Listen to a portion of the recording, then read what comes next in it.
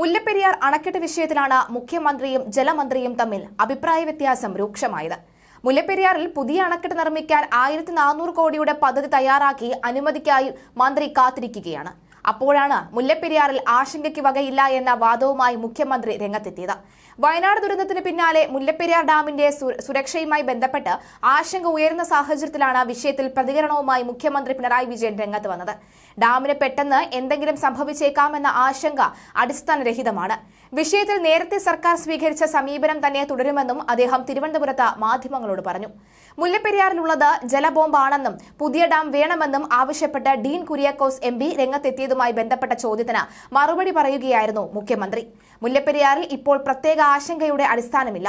പക്ഷേ മുല്ലപ്പെരിയാറിന്റെ കാര്യത്തിൽ സർക്കാർ നേരത്തെ സ്വീകരിച്ച സമീപനം തുടർന്നു പോകും. പെട്ടെന്ന് എന്തെങ്കിലും സംഭവിച്ചേക്കാമെന്ന ആശങ്കയും ഉണ്ടാകേണ്ടതില്ല എന്ന് മുഖ്യമന്ത്രി പറഞ്ഞു. അപ്പോൾ സംഭവിക്കും, പെട്ടെന്നില്ല എന്ന് മാത്രം. കേന്ദ്ര സർക്കാർ അടിയന്തരമായ വിഷയത്തിൽ ഇടപെടണമെന്ന് ഡീനും ആവശ്യം ഉന്നയിച്ചിട്ടുണ്ട്. ഡാമിന് സമീപത്തുള്ള ജനങ്ങളുടെ ജീവൻ അപകടത്തിലാണ്. 130 വർഷം പഴക്കമുള്ള ഡാമാണിത്. പിന്നെ എങ്ങനെ അതിന്റെ സുരക്ഷ സംബന്ധിച്ച കുഴപ്പമില്ല എന്ന് പറയാൻ കഴിയുമെന്നും അദ്ദേഹം ചോദിച്ചു.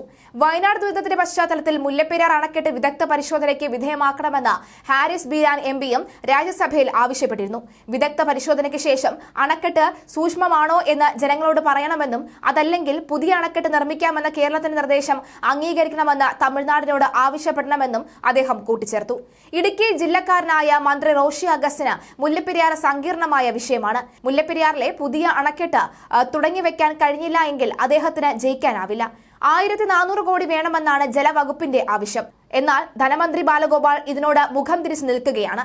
ഇപ്പോഴുള്ള അണക്കെട്ടിന്റെ 366 മീറ്റർ താഴെയാണ് പുതിയ അണക്കെട്ടിന് കേരളം സ്ഥലം കണ്ടത്. KM മാണി ധനമന്ത്രിയായിരിക്കെയാണ് പുതിയ അണക്കെട്ടെന്ന ആശയം മുന്നോട്ട് വെച്ചത്.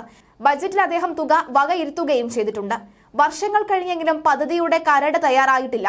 2011 ആദ്യ കരട് തയ്യാറാക്കിയപ്പോൾ 600 കോടിയായിരുന്നു ചെലവ്. തമിഴ്നാട് അനുമതി നൽകിയാൽ മാത്രമേ പുതിയ അണക്കെട്ട് നിർമ്മിക്കാൻ കഴിയുകയുള്ളൂ. ഇതിനുള്ള സാധ്യത കുറവാണ്. പുതിയ അണക്കെട്ടിനെ തുടക്കം മുതലേ തമിഴ്നാട് എതിർക്കുന്നുണ്ട്. കനത്ത മഴയെ തുടർന്ന് മുല്ലപ്പെരിയാറിലെ അണക്കെട്ട് 131.75 അടി വരെ ഉയർന്നിരുന്നു. എന്നാൽ അത് 131.4 അടിയായി കുറഞ്ഞു. 136 അടിയിലെത്തിയപ്പോൾ തമിഴ്നാട് സ്പിൽവേ തുറക്കുകയും അണക്കെട്ടിന്റെ അനുവദനീയമായ സംഭരണശേഷി 142 അടിയാണ് എന്ന് മന്ത്രി വ്യക്തമാക്കുകയും ചെയ്തു. TPR കേന്ദ്ര ജല കമ്മീഷന്റെയും കേന്ദ്ര വനം പരിസ്ഥിതി മന്ത്രാലയത്തിന്റെയും അനുമതിക്ക് സമർപ്പിക്കും. പരിസ്ഥിതി അനുമതി പ്രധാനമായതിനാൽ വിശദ TPR അനിവാര്യമാണ്.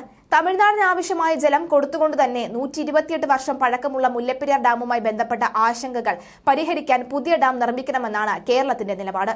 അതേസമയം മുല്ലപ്പെരിയാറിലെ പുതിയ ഡാം നിർമ്മിക്കാൻ കേരളത്തിന് അനുമതി നൽകരുത് എന്ന് ആവശ്യപ്പെട്ട് തമിഴ്നാട് മുഖ്യമന്ത്രി MK സ്റ്റാലിൻ കേന്ദ്ര പരിസ്ഥിതി മന്ത്രാലയത്തിന് കത്ത് നൽകിയിരുന്നു. പുതിയ ഡാം നിർമ്മിക്കാൻ പരിസ്ഥിതി ആഘാത പഠനം നടത്തണമെന്ന കേരളത്തിന്റെ ആവശ്യം വിദഗ്ധ സമിതി പരിഗണിക്കാനിരിക്കെയാണ് സ്റ്റാലിൻ കത്ത് നൽകിയത്.